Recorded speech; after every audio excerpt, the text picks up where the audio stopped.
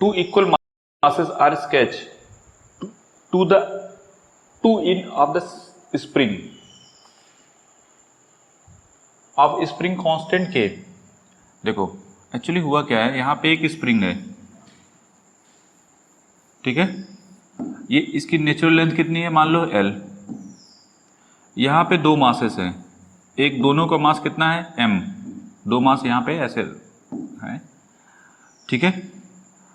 इसका नाम दे दो A, इसका नाम दे दो B। बहुत ध्यान सुनना, जैसे जैसे बोल रहा है वैसे वैसे करते जाओगे, दिक्कत नहीं होगी। Two equal masses are attach to the two end of the spring, दो एंड से कनेक्ट हो गए। अब ये बोला है कि स्प्रिंग कांस्टेंट क्या है इसका, K, कोई दिक्कत नहीं। The masses are pulled out symmetrically to stretch the spring by a length x over its natural length. मतलब इसको खींचा जा रहा है दोनों तरफ, यहाँ पे भी फोर्स लग रहा है और यहाँ पे, ये यहाँ पे देखो बोला है सिमेट्रिकली टू स्केच, मतलब कि जब इसके ऊपर फोर्स दोनों पे जो फोर्स सिमेट्रिकली का मतलब जस्ट मिरर इमेज, अगर आपने इधर फोर्स लगाया F तो दूसरे पे भी डिक्टो उतना ही फोर्स लगेगा। अगर इधर x/2 हो रहा है तो इधर भी क्या होगा x/2, अगर इधर x हो रहा है तो इधर भी x, समझे। तो इस वजह से जब आप इसको स्क्रैच किया तो ये बन गया इधर और ये बन गया इधर। इधर आपने जो भी फोर्स लगाया अगर F लगा तो इधर भी कितना लगेगा F, ठीक है। टोटल लेंथ में जो चेंजेस होगा, अब देखो क्वेश्चन करस्पॉन्डिंग क्या बोला है कि जो स्प्रिंग में जो चेंजेस हुआ है वो उसकी ओवरऑल लेंथ कितनी बढ़ गई x। तो ये बताइए अगर यहाँ से यहाँ तक x बढ़ी है तो इसका मतलब इधर कितना चेंजेस हुआ होगा, L बाय जो भी है, अगर ये L है तो L/2 जो भी, मान लो इसको छोड़ो, जो डिस्प्लेसमेंट में जो चेंजेस हुआ है, कंफ्यूज ना हो तो ज़्यादा सही है, हम लोग यहाँ से ले लेते हैं इसके पॉइंट ऑफ व्यू से, ये वाला कि यहाँ से जो लेंथ में चेंजेस है वो कितना होगा x/2 और इधर से जो चेंजेस है वो कितना होगा x/2, बोलो, जबकि L ओरिजिनल लेंथ वही है पूरी। क्लियर हुआ, सिमेट्री है ना, तो मतलब ये L/2 होगा, इधर कैपिटल L/2 होगा, तभी ये पूरा, तो L/2 प्लस x/2 इधर हो गया, उतना ही L/2 प्लस x/2। खैर हमको x/2 से मतलब है। अब देखिए तो पूछा क्या है, पहले क्वेश्चन करस्पॉन्डिंग क्लियर हुआ, सिमेट्री का मतलब क्या है, what is the meaning of symmetry. अब नेक्स्ट वन पूछा है कि the work done by spring on each mass is, work done by spring, जो स्प्रिंग कितना वर्क करेगी। अब ये बताइए जब आप इसको खींचेंगे इस डायरेक्शन में तो मान लो ये कितना है dr, बहुत स्मॉल डिस्प्लेसमेंट की बात कर रहे हैं। स्प्रिंग फोर्स किधर लगता है, इस डायरेक्शन में लगेगा ना भाई। जब आप स्प्रिंग को खींचोगे ऐसे, जैसे ये मास भले है स्मॉल m का, यहाँ पे भी स्मॉल m है, जब आप इसको खींचोगे तो स्प्रिंग रीस्टोरिंग फोर्स लगाएगी किधर की तरफ, डिस्प्लेसमेंट के, डिस्प्लेसमेंट किधर हो रहा है इधर, रीस्टोरिंग फोर्स किधर होगा अंदर की तरफ, वो कितना होगा Fr। तो ये बताइए इन दोनों के बीच का एंगल कितना है 180। सिमिलरली यहाँ पे भी डिक्टो वही चीज मिलेगी क्या, यहाँ पे भी ये Fr की बात हो रही है, एक्सटर्नल फोर्स की नहीं। Fr किधर होगा इधर की तरफ, और डिस्प्लेसमेंट किधर हो रहा है dr, और यह एंगल कितना 180। तो वर्क डन बाय स्प्रिंग यहाँ पे कितनी, यहाँ पे भी वर्क करेगी और यहाँ पे भी, तो वर्क डन बाय स्प्रिंग तो लिखोगे वर्क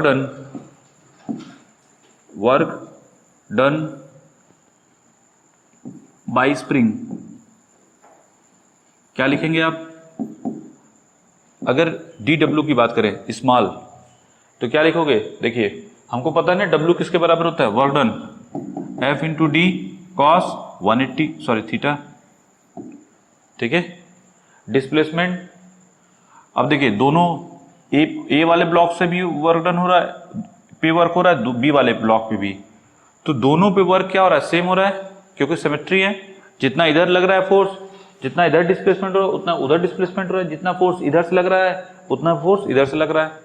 तो आप क्या लिखोगे, डायरेक्ट लिखने या अलग अलग लिखें, क्या लिखोगे, Fr into d are into cos 180 पहले वाले का, दूसरे वाले का Fr into d are into cos 180। तो पहले वाले के लिए माइनस कॉस 180 माइनस तो दोनों मिला के क्या हो जाएगा 2 times F R into d are, तो ये हो गया डी डब्ल्यू। डी डब्ल्यू का मतलब बहुत स्मॉल डी आर के लिए कितना वर्क डन होगा, ठीक है। तो अब हमको चाहिए क्या कि यहाँ से देखो 0 से स्टार्ट हुआ और कहाँ तक पहुँचा x/2 तक, मतलब r की वैल्यू 0 से स्टार्ट हुई है, 0 से लेकर r/x/2 तक। तो जब इंटीग्रेट करोगे तो डी डब्ल्यू की इसको क्या लिखोगे, स्प्रिंग का है तो 0, पहले जब हमने खींचा नहीं था तो वर्क डन कितना था 0 था, और जब हमने x पूरा स्केच किया तो वर्क डन कितना हो गया WS के बराबर। तो यहाँ पे लिखो -2 FR की वैल्यू किसके बराबर होगी, जो स्प्रिंग का जो फोर्स होता है मैग्नीट्यूड वाइज क्या होता है K इंटू आर के बराबर, K इंटू आर के बराबर। R बोला है ना हमने, जब dr की बात कर रहे हैं तो R लिखेंगे इस वजह से। तो ये हो जाएगा K into r into d r. अब इसको इंटीग्रेट करना है तो K तो कांस्टेंट है, इंटीग्रेशन कहाँ से कहाँ तक होगा, R की वैल्यू 0 से R की वैल्यू x/2 तक। फिर इसके बाद -2K R का इंटीग्रेशन क्या होगा पता है, बताया था, R dr हो तो क्या हो जाएगा r²/2। क्यों, कौन सा फार्मूला, x⁻m इंटू dx में x⁻m+1 डिवाइडेड बाई m+1, नहीं वो वाला फार्मूला। यहाँ पे r की वैल्यू कितनी है, r के पावर कितना है 1, तो 1+1 डिवाइड बाई 1+1 तो क्या हो जाएगा r के पावर 2। तो -2K यहाँ पे क्या मिलेगा r²/2, 0 to x/2 कितना हो जाएगा, सही है कि गड़बड़ जी, सही है ना, सही तो है, -K x²/4। तो ये हो गया WS, work done by spring कितना वर्क करेगा -K x²/4। तो कौन सा सही है, A की B की C की D,